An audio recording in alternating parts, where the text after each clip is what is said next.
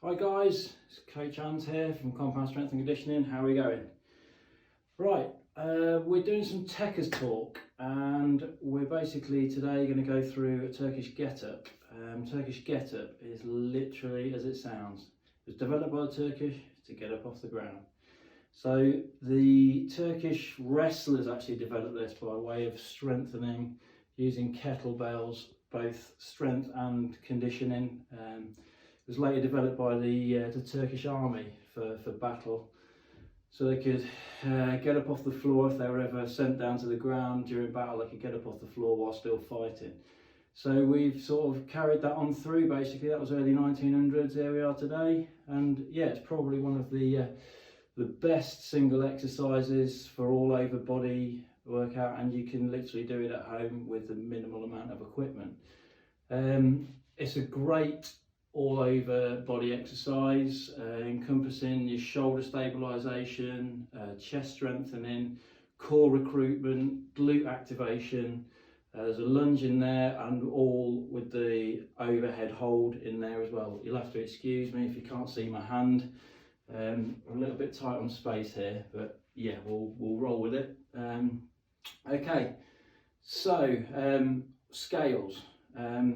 Straight away, body weight is, if you're not 100% up on the technique, just use your body weight. Get your technique right before we start loading, as usual. Then as we start progressing into using weight, if you haven't got the availability of the ideal, a kettlebell, then let's go through some stuff. So household stuff. If you've got a bottle, ideally with a handle, training bottle, or like a spent squash bottle, something out of the recycling, great, perfect, because you can partly load it. You don't have to have it full, so you can partly load it and increase the weight slowly. It's kind of a good thing if you have got a handle and you can partly load it, because what that does is if you've got it overhead, the water's going to slosh about in there, and it's going to create a lot of extra work for your little stabilizer muscles within your shoulder. You don't have to fill it with water. You can fill it with sand, which is another great thing. It's not quite as mobile as water. Yeah, ideally, bottle with a handle. You can use just a standard training bottle without a handle.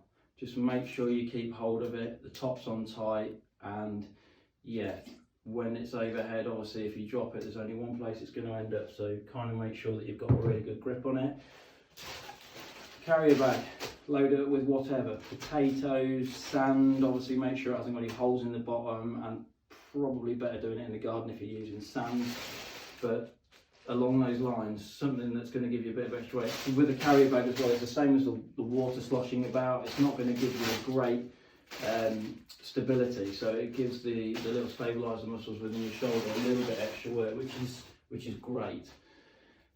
So after that, we're moving up to, if you've got the availability of ideally a kettlebell or a dumbbell, and if you're progressing up and you're finding out that your kettlebell's a bit too light for you, and you've got nothing else above that, then you could try it in with a bottom-up kettlebell press. I've got this is the lightest weight that I've got, so I'll try and demonstrate. So a bottom-up press is where the kettlebell is in that position, and you would push it up and then do your get up from there.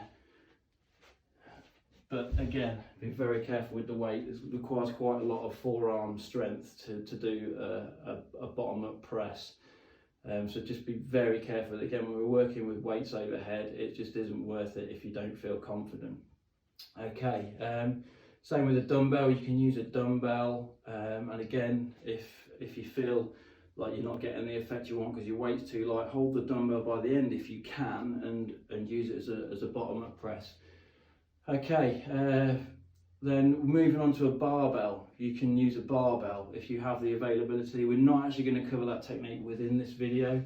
It's kind of like another step up, and also there's another step after that, which is kind of like a double kettlebell Turkish Get Up, but we're not going to cover that either. But feel free to put it in the comments if you'd like a video on that.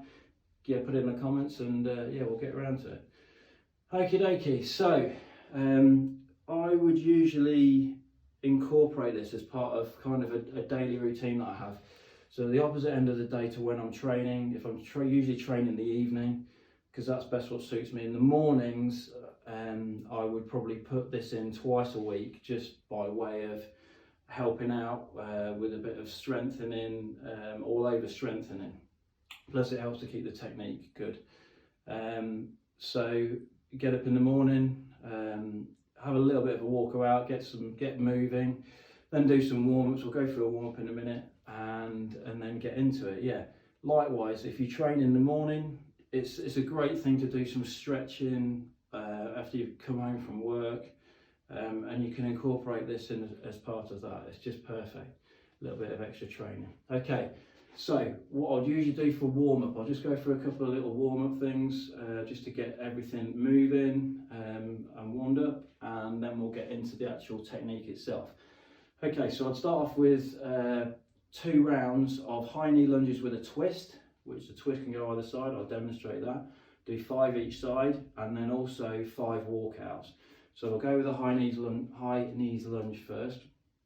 So I would put my arms out in front of me, knee up, lunge forward, and then twist, and then push off with the front foot, come back up into that high knee lunge, and down again. On the other side, again, it's like I say, it doesn't really matter which way you go with the twist. It's just to try and get that sort of the core, your sort of obliques moving, and yeah, a little bit of warmth into that, and then push off with your front foot, come back up into that high knees, and then back down again. You have to excuse the unsteadiness of that. Okay, and then some walkouts. So 5 each side of that. Best keep to one side whilst you're doing it, and then change over 5 on the other side.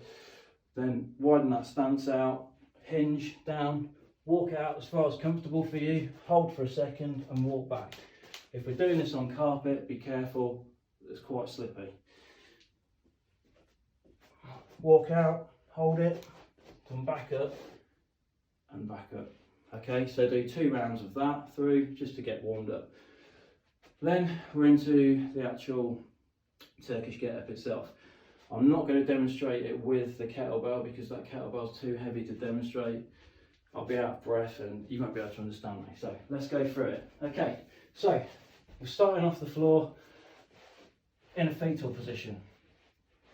I'd have my weight here, kettlebell, in a tight grip. So I'm engaging my forearms, my wrist would be straight, my hand would not be bent, and I can use this hand to come over the top to aid it getting it into the position ready for the press. So bring that hand over the top, that comes up, keeping the elbow as close to the floor as possible and the shoulder planted to the floor into that position. Then my leg goes flat and out to the side. Now, somewhere between 45 degree, which is completely uncomfortable for me, and it might be for yourself. Find somewhere that's sort of comfortable for you, where your hips don't feel like they're trying to separate themselves. And you can also use the opposite hand to help you press that weight if you so need.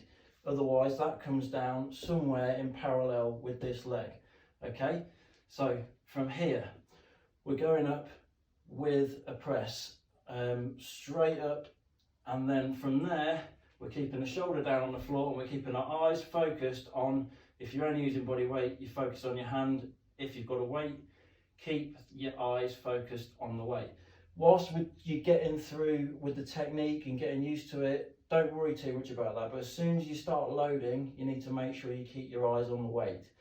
Because if you're looking over here as you come up, you could end up losing that weight and it's coming down and you're going to struggle to control it. So the weight needs to be under control, and by looking at it all the time, you can make sure that you do that. Okay, so keeping this heel planted, this hand down, and we're rolling onto the elbow first. And we're rolling up from the elbow straight onto the hand. So you come across the body, keeping your eye on that weight, onto your elbow, and then up onto your hand. Keep looking up at that weight. Okay, now, with the heel and the hand planted, we lift the hips up into a bridge, and the ideal scenario here is stacked. So weight, supported by the wrist, supported by the arm, supported by the shoulder, shoulder through, right the way down, so you're making a T. Again, my hip flexibility isn't great, so I struggle to get up to that, but that's the ideal. But again, however it works for your body. Then the leg on the floor comes through, so the knee is pointing towards the hand on the floor and the leg's straight, still looking up at the weight. Then we come up using the obliques to an upright position. This leg then turns to face forward, and we're doing a lunge from there up. Keep looking up at the weight. Heel planted, it's a heel lunge. So push through from the heel, come up, keep looking up at that weight. That's it, that's your Turkish Get Up. Then you're into a Turkish Get Down. So it's completely in reverse. If you have a look in the section below, I've put it all out, listed it all out, so you can follow it through. So feel free to print it off and go through it, have it at the side of you, so you can basically use it as a crib sheet just to go through. So we come up from there, the wrist straight. I've got this tension on my fist, making a tight fist, so my forearm's strong, my shoulder's strong. Then we're stepping back, reverse lunging, coming down, keep looking up at that way. Then we're coming over. Then that leg turns, comes through, keep looking up at the weight. Then we roll down onto the elbow and then down onto our back, and the shoulder comes to meet the ground. Then from there, usually in training, we'd stop there and then go for another rep. But whilst you're practicing, we're then going to go from there straight down into the fetal position again, which finishes it off. So you can then bring this hand up to catch the weight, to bring it down onto your chest, elbow touches the floor. If you're confident enough, just bring it down yourself and then into the fetal position. Generally, when you start loading, this is the bit where it can come down quite fast. So this is where we need to be controlled as we bring our elbow down here and then down, keep that control. That bit there, the last little bit where you're coming down onto your shoulder blade, is the bit where you can lose it and the weight starts coming down quicker. You can't hold it, it comes down, hits the floor. So be mindful of that. And as you see, that leg of mine sometimes comes up to slow that down. Basically, come down into the fetal position, okay? If you can concentrate on doing it on one side and get it right on one side before you move through and do it on the other side, that's ideal. Take your time, have some fun with it, yeah, but don't rush it. And feel free to put the weight up as well, don't be scared of it. As I said, the shoulder is always going to be the pinch point. It's the weak point in the chain. So just see how it feels as you're loading it up. You know, don't load it up too much. Just focus on that shoulder. Make sure that we're not going to lose any stability in there, causing any issues. Okay, again, let's see how you go. See what your body will let you do. Like I say, it's 45 degree with that leg out, but less. It depends on your hip flexibility. See how that works for you, and it's the same with the whole movement. It's generally what your body's going to let you do, what you're going to feel comfortable with. If you like the vid, give us a thumbs up and put some comments in down below. All right, guys, take it easy. Coach Ant out.